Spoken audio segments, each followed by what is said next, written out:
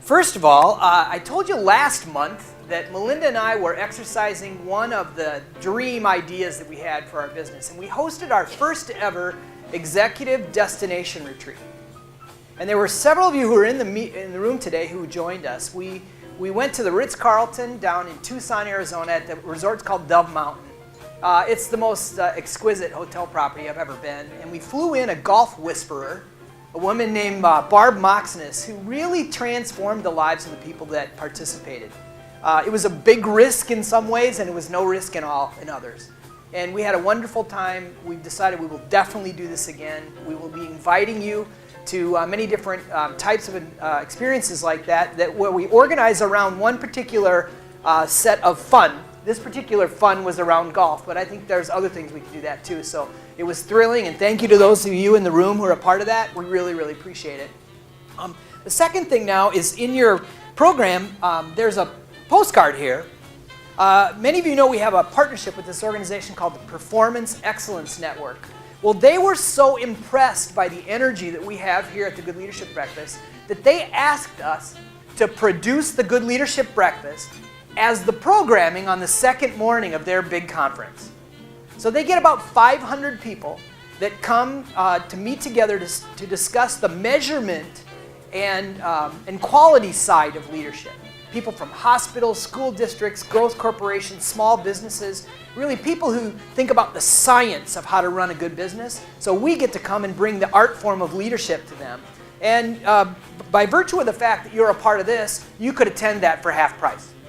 If you look at one side, our friend Paul Hillen, who has been responsible for us having the Cargill logo up here from the very beginning, he's the keynote speaker. And my friend Dan Mallon, who's a serial entrepreneur, he started the Minnesota Cup. He's built and sold 3 businesses and now is on his 4th one. He's the speaker at the Good Leadership Breakfast.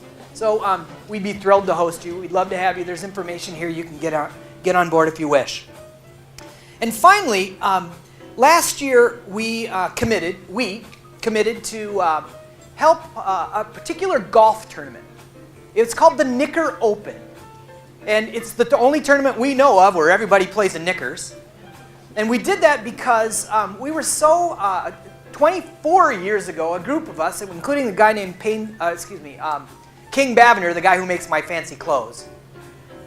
We held a golf tournament in honor of Payne Stewart winning the U.S. Open here in 1991.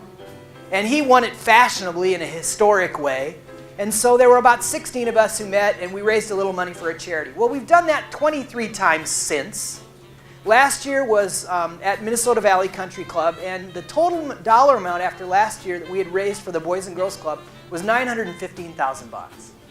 So I agreed to be the chairperson for the tournament, and I set the goal that we will get over $1 million this year. So that means we have to raise, $86,000. So that meant we needed a different strategy. So I called Payne Stewart's family.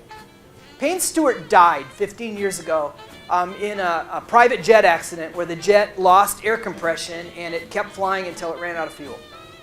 And he was at the top of his game. He had just won his 2nd U.S. Open a couple of months before he died. It really was the most shocking thing to go through the professional golf community. And he left behind a son whose name is Aaron. And Aaron was 11 years old. So now Aaron today is 26. And I called him. And I said, hey, did you know that we do this tournament in honor of your dad? He turned me over to his agent. It took me 6 months of negotiating with the agent. But we've created a special event that we want you to know about, and we really are asking you to consider being a part of it. So the Knicker Open Golf Tournament is on July 18, which is a Monday. But the night before, Aaron Stewart is flying in. He's going to play the back 9 at Hazeltine with a couple of members so that he can walk over the Payne Stewart Bridge. And then we're going to have a dinner to celebrate the 25th anniversary of Payne Stewart's historic victory. We're going to split the proceeds between the Knicker Open and the Boys and Girls Club and the Payne Stewart Foundation. We're out there soliciting sponsors for the dinner, the evening, the presenter. We're even selling off caddy spots if you want to carry his bag. It's a $1,000 a plate dinner. We're going to host about 150 people. And it's been amazing to see the outpouring of support. My friend Mike Syme, who's here at our table, he's helping us. So you'll hear about this again. You'll definitely read about me blogging about it, and we hope that you can be a part of it one way or another.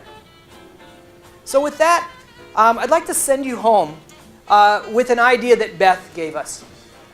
At the table, we were talking about the people in our lives that saw something in us that we didn't even see in ourselves. And it reminded me that when I wrote my first book, I was 34 when I started working on it. And it was because of this guy named Larry Haig. Larry was a banking executive at Norwest Bank. And he asked me to facilitate a meeting. And he pulled me aside one day and said, you know what? You have a gift. But it's not in PR and communications. I was a partner at Padilla Spear Beardsley at the time. He said it's in working with groups. And we normally hire leadership consultants for this kind of work. You should consider that. And then I met with him to ask him, what do you mean? And he said, here's what I mean. Let's write an article together. We wrote an article that ended up in this thing called Leadership Quarterly, that ended up as my first book called Inspire, Persuade, Lead.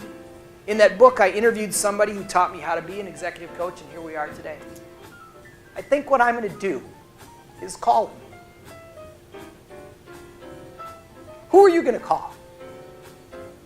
But more importantly, who are you going to be the Larry Haig for? The world needs people who radiate goodness. Our mission here is to spread goodness.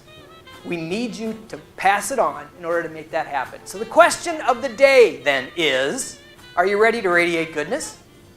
Yes. Okay, then seize the day. We'll see you next month when Maureen Bausch is our speaker. Have a wonderful weekend.